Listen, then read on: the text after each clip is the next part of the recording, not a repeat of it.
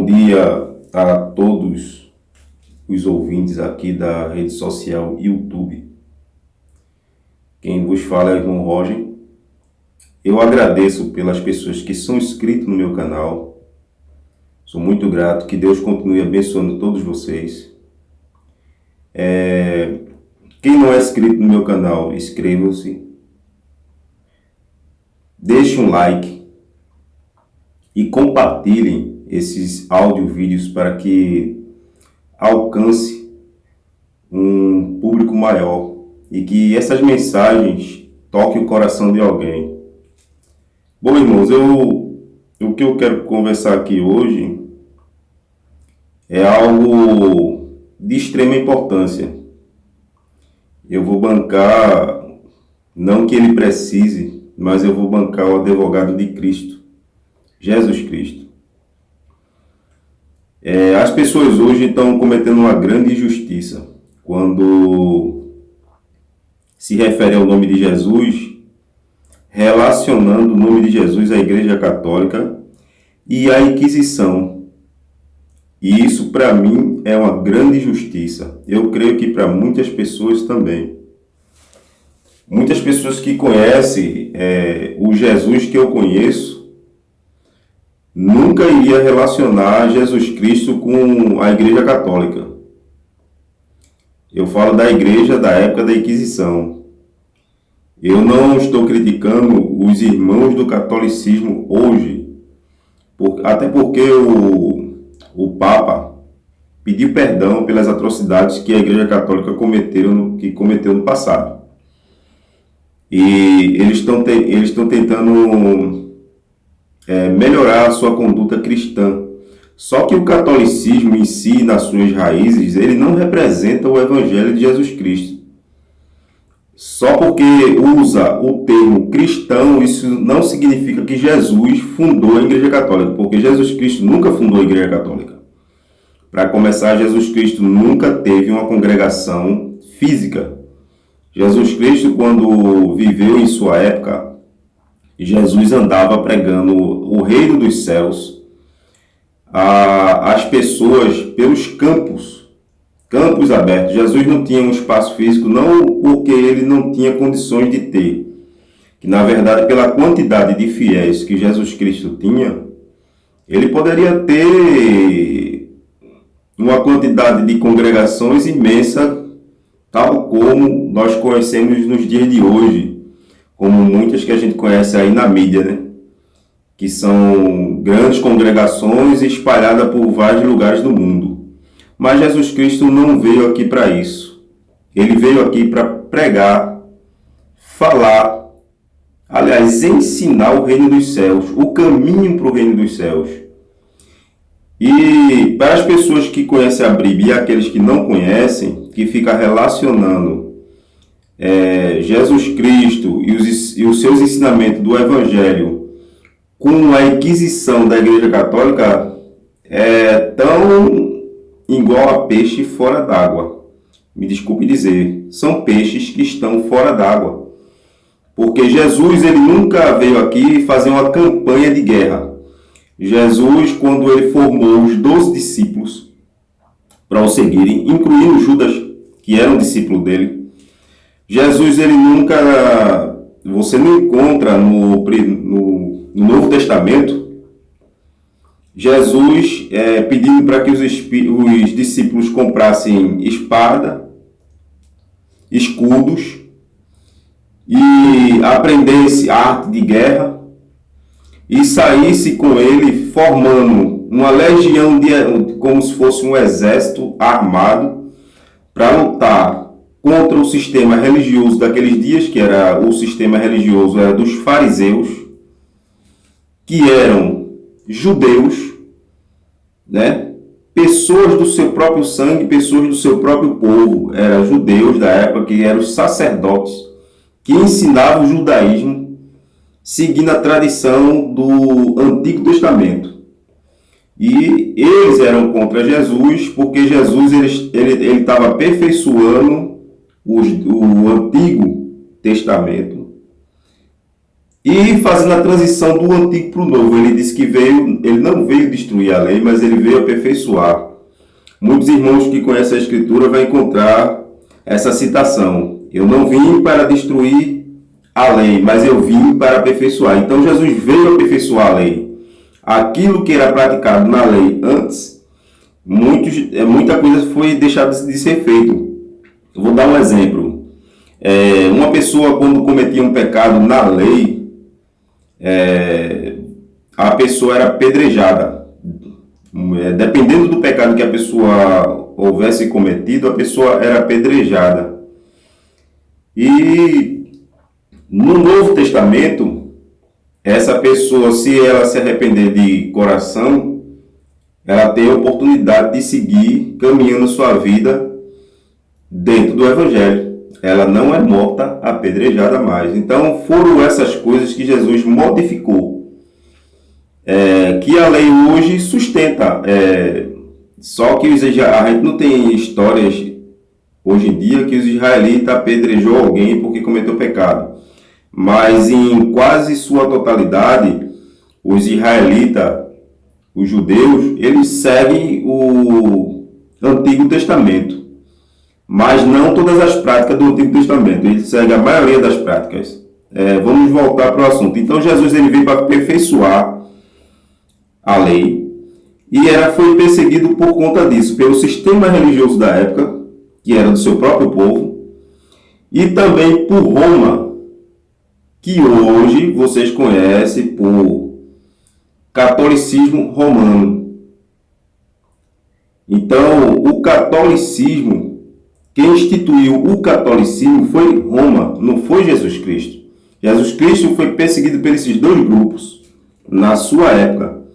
Então, quando Jesus saiu em campanha com os discípulos, não foi para ferir ninguém, não foi para matar, não foi para lutar contra esses dois grupos. Jesus simplesmente ele veio aqui para curar pessoas, para ressuscitar, para alimentar as pessoas que tinham fome. Sim, Jesus fez muitas caridades enquanto ele andou aqui nesse plano terra. E aos seus discípulos, quando Pedro viu que o seu mestre tinha sido preso, Pedro se enfureceu por conta da injustiça que ele viu naquela hora, que era tão grande contra o seu mestre.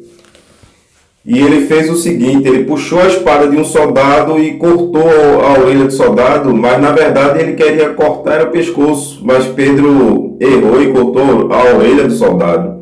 Na mesma hora Jesus pegou aquela orelha, colocou de volta no lugar e restaurou a saúde do soldado. Disse: Pedro, quem com ferro fere, com ferro será ferido. Então, existe um abismo enorme entre Jesus e o catolicismo romano da Inquisição. Quem estudar um pouco a Bíblia Sagrada, um pouquinho que seja, vai entender que o que é pregado no Novo Testamento por Jesus Cristo e seus discípulos não tem nada a ver com o catolicismo romano e nem com a Inquisição. Jesus nunca mandou matar ninguém. Isso foi ideia deles, dos homens, mais tarde, que formaram suas congregações, suas igrejas, suas denominações, misturou a religião com a política e aí formaram exércitos para combater as outras doutrinas, assim dizendo, combater as outras religiões. Outro ponto, Jesus nunca perseguiu as religiões que ali existia no seu dia. Porque as religiões de culto a outros deuses já existiam muito antes de Jesus Cristo. Bem no começo, bem antes de que Moisés, já existia culto a outros deuses. Só que nos dias de Jesus já existia, mas você não encontra citação nenhuma no Novo Testamento que Jesus ele fez uma campanha para ficar na frente de vamos supor, de um templo, de um Deus diferente, que professasse uma fé diferente. Ele nunca fez uma campanha em frente a esse templo, querendo destruir aquele culto a outro Deus. Você não encontra isso no Antigo, nem no Antigo Testamento, já nos dias de João Batista, que foi o último profeta do Antigo Testamento. E quando Jesus começou a sua missão, você também não encontra isso, nem no livro de Mateus até Apocalipse falando sobre isso. Jesus ele nunca fez campanha na frente de outras religiões, congregações ou templos para acabar aquele culto, para abafar aquele culto. Simplesmente Jesus não cita nada sobre isso. Ele segue com seus discípulos, pregando o reino dos céus, fazendo seus milagres, curando os enfermos, dando vista aos cegos, incentivando a igreja a perdoar, e em todos os dons que Jesus disse que é prometido para o cristão dentro da Bíblia, ele disse: se você não tiver o amor, que é o maior dom, os outros dons não servem de nada. Então Jesus, e muitas vezes ele disse: ame ao próximo assim como você ama a si mesmo. Então, se eu não vou pegar uma faca e enfiar no meu corpo, se eu não vou me jogar numa fogueira, se eu não tenho coragem de me jogar na frente de um carro, como é que eu vou ter coragem de fazer isso com outro semelhante? Foi isso que Jesus quis dizer. Ele disse: se você não quer fazer isso com seu semelhante, não quer isso para você, não faça com seu semelhante. A mesma coisa. Então, você não quer maltratar seu semelhante, então, do jeito que você cuida da sua própria espiritualidade, do jeito que você cuida do seu corpo, do jeito que você cuida da sua família, você tem que cuidar dos seus vizinhos, dos seus conhecidos, dos seus amigos de trabalho. Então, se eu não quero mal para mim, eu não dou para os outros. Foi isso que Jesus ensinou. Então, não tem nada a ver relacionar Jesus com a Inquisição. É um abismo histórico muito grande. Eu vi pessoas também de outros cultos aí falando sobre Jesus Cristo. Respeito todos os cultos, não sigo a outros cultos a não ser o culto de Jesus Cristo, a não ser as Escrituras Sagradas, mas eu escuto, vejo aqui no YouTube várias pessoas defendendo suas religiões e pessoas que não são nem do culto cristão, afirmando que Jesus e sua doutrina formou o catolicismo romano e a Inquisição. Eu gostaria que a tal pessoa que citou sobre isso afirmasse pela escritura bíblica onde foi que ele encontrou isso, porque não existe. Vocês não vão ver relação nenhuma, é como água e óleo.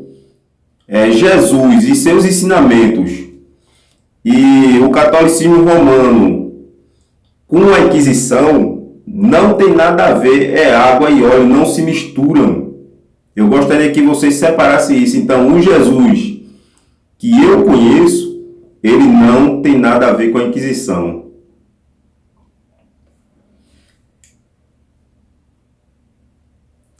Tem muitas coisas que eu poderia falar sobre Jesus Cristo, mas eu só estou dando uma pincelada aqui. Esse vídeo talvez não fique tão grande, esse áudio e vídeo, mas é um pouco só para dar um alerta. Dizer também que o sistema religioso de hoje, que nós conhecemos como as denominações, as igrejas do mundo, também não representam o Evangelho de Jesus Cristo. Não representam. Não é só porque as pessoas falam no nome de Jesus que eles representam o Evangelho. Na verdade, essas pessoas deveriam seguir os seus ensinamentos para representar o Evangelho. Mas se eu tenho um pastor que, quando Jesus encontrou com que Jesus cita nas Escrituras, que é mais fácil um camelo passar no fundo de uma agulha do que um rico entrar no reino dos céus, e esse tal pastor é rico, riquíssimo, não que eu esteja falando que o cristão tenha que ser pobre. Não estou falando sobre isso. O que eu estou falando é quando o cristão entrega sua alma à riqueza em vez de entregar sua alma ao Criador. Então a pessoa troca o material pelo espiritual. Foi isso que Jesus quis dizer. Quando a pessoa acredita mais no que é material do que nele, então fez uma troca. Você trocou o Evangelho de Jesus Cristo pelas coisas materiais do mundo. Então, quando você vê um pastor todo ano trocando de carro, um carro mais luxuoso do que o outro, quando você vê um pastor com uma certa mansão, que se você vê a família dele é pequena para aquilo, às vezes ele só tem um filho ou dois e mora em uma mansão, com uma bela de uma piscina, tudo bem, isso não tenho nada contra isso, eu estou afirmando, mas eu quero que vocês compreendam. Aí você vê esse pastor dentro da sua congregação, muitos dos membros passando por necessidade e algumas pessoas desempregadas. E isso chega ao conhecimento desse tal pastor que está esbanjando riqueza. E então ele simplesmente afirma: eu não tenho nada a ver com isso, eu não posso fazer nada por esse membro. Meus irmãos, isso está totalmente fora dos ensinamentos de Jesus Cristo. Jesus nunca ensinou isso. Jesus ensinou a dividir um pão, dividir um peixe. Então Jesus pegou alguns pães e alguns peixes e multiplicou com a multidão que estava ali precisando ser alimentada para escutar seus ensinamentos. Então ele fez uma multiplicação. Então ele divide. Se eu tenho um pão, eu divido com meu irmão. Foi esse o ensinamento que Jesus deixou. Se eu tiver 2 casas ou 3, uma eu posso ceder a meu irmão que está morando na rua. Fique aqui em uma das minhas casas até que o Senhor se restabeleça, até que sua vida volte ao equilíbrio. Foi isso que Jesus disse. Se eu vejo que meu irmão está desempregado, ele é uma pessoa que foi dizimista há muito tempo, ele está ali dentro do templo me seguindo há anos, eu conheço a conduta do meu irmão, como é que eu posso deixar meu irmão passar por necessidade com a sua família enquanto eu troco de carro todo ano, enquanto eu estou com uma bela casa, 2, 3 casas ou mais, estou com 2, 4, 5, 6 templos feitos por mim, arrecado dízimo, tanto daqui do Recife, como de vários lugares dentro do Brasil ou fora do Brasil. Vou até lá e faço a arrecadação de dízimos e oferta. Minha renda mensal é acima de 200 mil ou mais. Então, meu amigo, será que se você colocar a mão na sua consciência, você está seguindo o Evangelho de Jesus Cristo? Não, não está. Você está dando valor ao dinheiro, mas quando seu irmão chega diante de você e pede ajuda, você poderia muito bem dizer: não, irmão, do meu próprio salário, eu vou tirar um salário mínimo e vou lhe sustentar durante 3, 4, 5 meses para que o irmão procure emprego. Eu vou pagar suas contas, o seu irmão vai começar a procurar emprego, enquanto eu vou, todo mês o senhor vem aqui na congregação e vai receber o seu dinheiro. Irmãos, precisando de remédio, a igreja pode doar remédio para os irmãos que são doentes, porque nós sabemos que a doença faz parte da vida, como a morte. Então, nem sempre as doenças vêm do campo espiritual, mas muitas vezes é o corpo da pessoa que já está gasto, já está cansado. E todo ser humano, quando vai ficando idoso, aparece patologias que hoje nós conhecemos na medicina, como visão, a pressão alta, coluna e muitas outras coisas que todo ser humano, a maioria, tem que passar. Então, quando isso acontece, muitos dos irmãozinhos não têm condições de estar se sustentando com remédios. Então, qual é a obrigação do pastor e da congregação? É dar uma ajuda para aqueles irmãos que não conseguem comprar os seus remédios.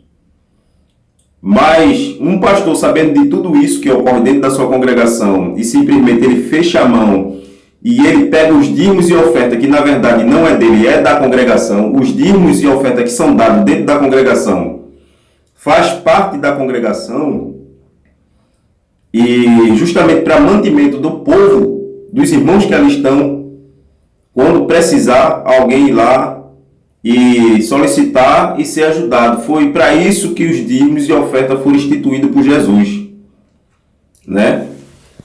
Então você vê o pastor pegando todo aquele dinheiro e ficando como se fosse para ele, como se fosse um presente para ele, e com aquele dinheiro da congregação ele comprar carro novo, casas, construir mais igrejas e fazer viagens, mas nunca ajudar o membro ali que está precisando de um auxílio.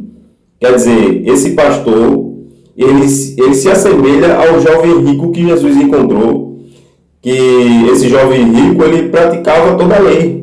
Agora, quando se encontrou com Jesus, ele disse: Senhor, o que eu faço para te seguir, para ser teu discípulo? Jesus disse o seguinte: doa tudo que tu tem, os bens financeiros, tudo que ele tinha, doe tudo e me siga.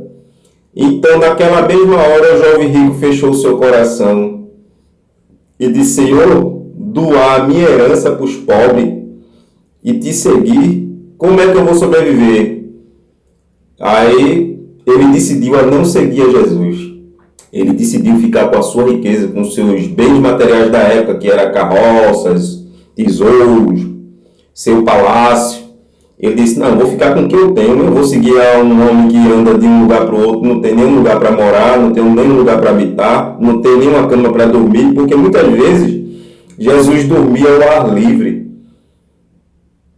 nos campos, só para levar o evangelho dele, do reino dos céus, só para propagar o evangelho, o verdadeiro evangelho. O verdadeiro evangelho, meus irmãos, eu afirmo mais uma vez, ele não tem nada a ver com o catolicismo romano da Inquisição. Eu estou sendo bem claro, da Inquisição. Eu não estou criticando os irmãos católicos de hoje, porque há muitas pessoas ali de bom coração que por sua fé vão ser alcançadas por Jesus Cristo. Mas não confunda as pessoas que ali estão honestas, sinceras, com o sistema religioso.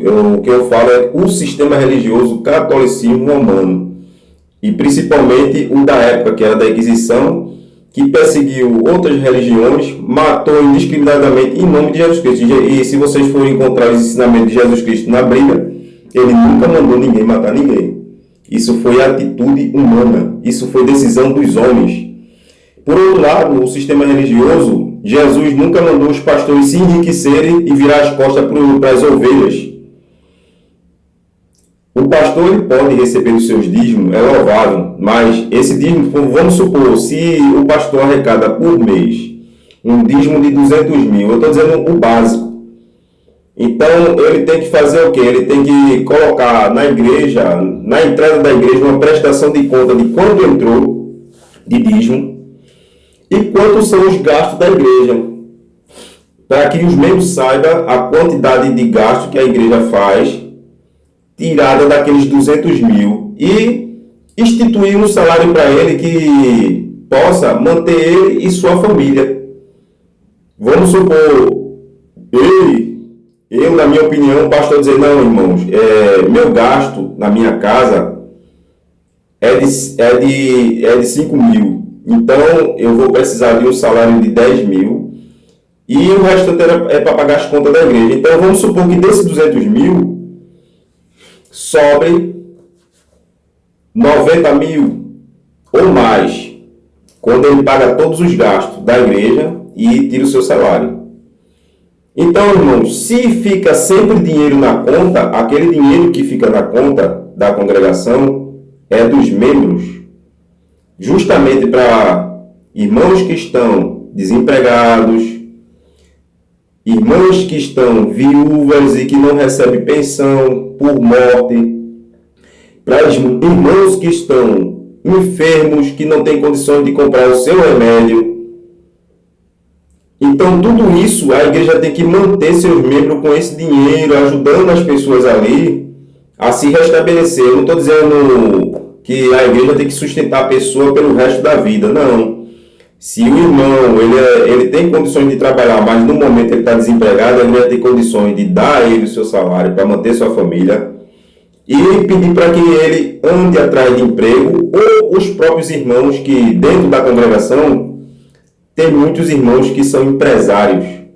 Então, os irmãos que são empresários, eles podem muito bem ver que tem o seu irmão que está desempregado e dizer ao irmão, eu posso te dar uma vaga de emprego, você quer?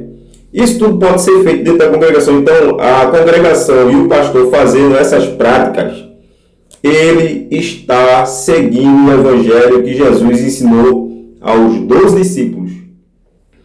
Que Judas também era um, e Judas era o ganancioso por dinheiro e por coisas materiais, representando muito dos pastores que hoje nós conhecemos.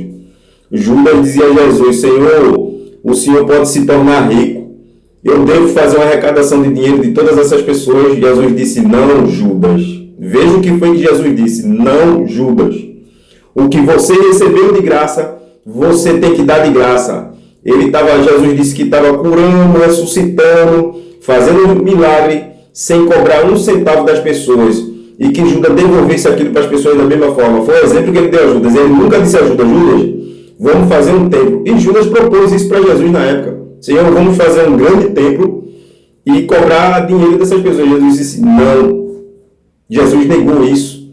Então, se vocês verem os pastores que o seu membro vai procurar ele e ele vira as costas para o seu membro acerca de qualquer dessas citações que eu fiz, que a pessoa está desempregada, doente, viúva, procura o seu pastor e ele vira as costas, meu irmão, sai desse lugar, porque esse lugar ele não segue os ensinamentos nem o evangelho de Jesus Cristo, nem tampouco o evangelho que os discípulos seguiram, porque Judas, o ganancioso e mentiroso e traidor, qual foi o resultado deles?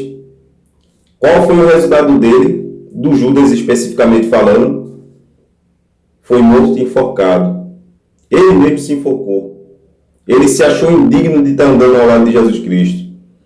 E hoje nós conhecemos muitos Judas travestidos de pastores,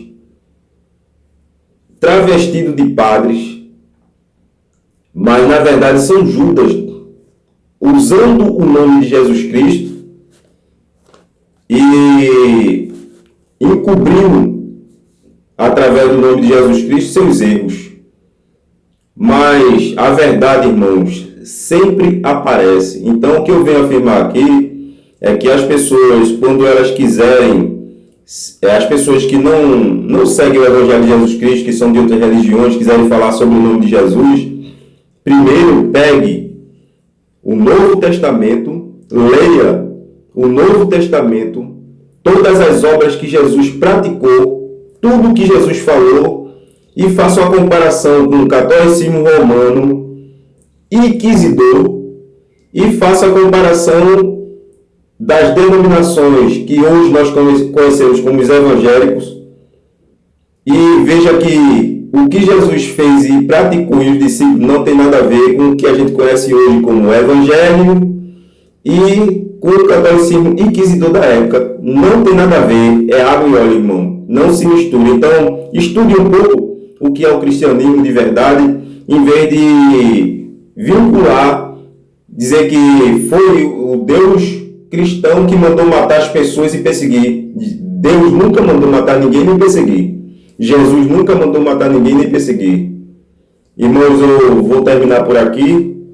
Que todos vocês tenham um bom dia. Afirmando mais uma vez que quem não é inscrito, inscreva-se no meu canal. Deixe um like. Tem na descrição meu número para contato.